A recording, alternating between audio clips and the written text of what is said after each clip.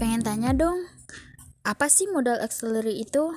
Mungkin bagi kalian yang belajar bahasa Inggris sudah tidak asing lagi dengan modal auxiliary, karena dalam kehidupan sehari-hari kita selalu menggunakan kata modal. Misalnya, bisa nggak kamu bantu aku? Atau can you help me? Tapi faktanya, walaupun modal auxiliary ini sering digunakan dalam kehidupan sehari-hari kita, masih aja ada beberapa orang yang masih sering salah dalam menggunakannya. Nah, sekarang saya akan menjelaskan bagaimana cara mudah untuk memahami modal auxiliary.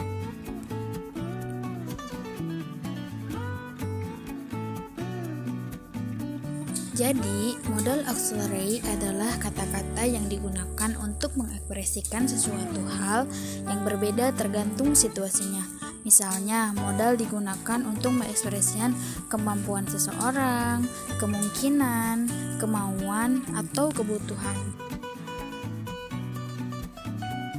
Oke, selanjutnya ada beberapa kata yang digunakan untuk modal auxiliary, yaitu can, could, may, me, sort of, to, must, have to, will, should, would.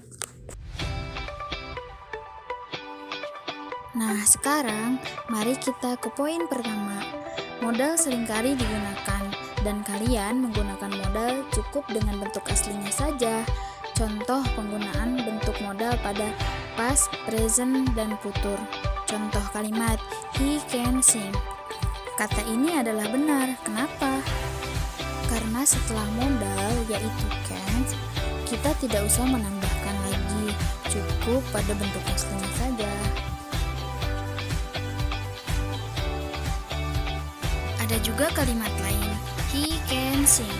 Nah, kalimat ini justru salah, karena setelah modal, kita tidak usah menggunakan atau mengubah bentuk modal, jadi modal cukup dengan bentuk aslinya saja.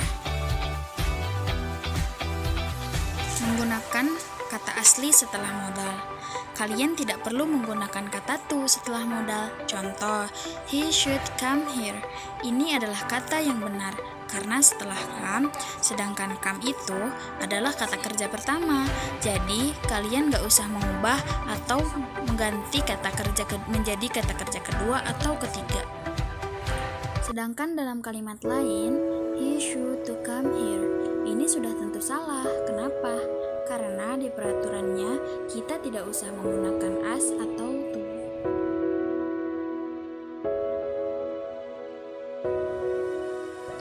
Apakah kalian ingin menggunakan kata modal dalam bentuk negatifnya?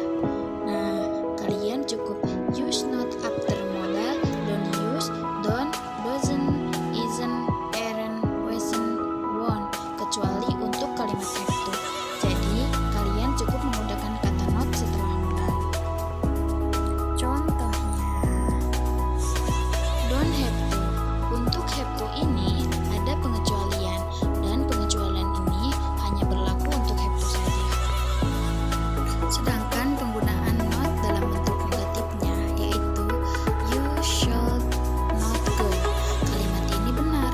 Kenapa? Karena setelah modal di sini kita diikuti dengan not untuk negatifnya. You don't should go. Ini adalah kalimat yang salah.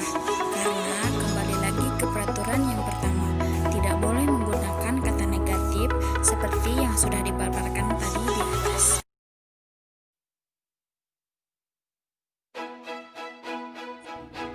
Oke, di sini saya akan jelaskan kembali bahwa modal auxiliary merupakan verb atau kata kerja yang ditempatkan sebelum kata kerja utama, atau bisa juga bahwa modal auxiliary adalah kata-kata yang digunakan untuk mengekspresikan suatu hal. Contoh kalimat will. Will digunakan untuk menyatakan willingness atau kemauan, digunakan dalam kondisional sentensi tipe 1. Contoh kalimat I sini digunakan untuk memberikan keputusan secara mendadak. Contoh kalimat lain, I will make you a cup of hot coffee. Sedangkan will di sini digunakan untuk menyatakan prediksi. Maaf ya, di sini saya memberikan beberapa contoh lagi supaya kalian dapat lebih mudah lagi memahaminya.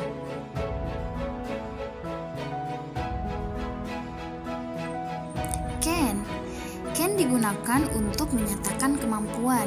Contoh kalimat, you can go to the beach if your parent allow you to go. Jadi, can di sini digunakan untuk meminta izin. Call. Contoh kalimat, when I was younger, I could run fast. Nah, call di sini ada 3 kegunaan. 1, untuk permission atau minta izin untuk melakukan sesuatu di masa lalu atau past, atau bisa juga digunakan untuk masa depan atau futur.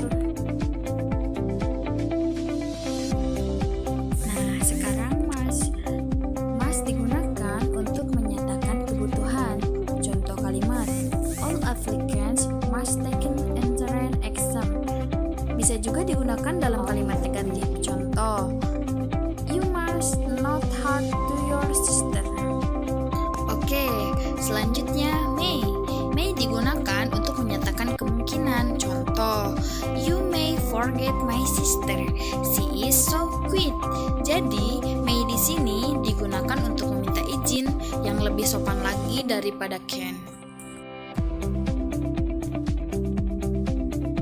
Mungkin dari saya dicukupkan sekian ya teman-teman. Jadi pembahasan yang pertama yang saya bahas adalah bagaimana cara kamu agar mudah memahami modal auxiliary.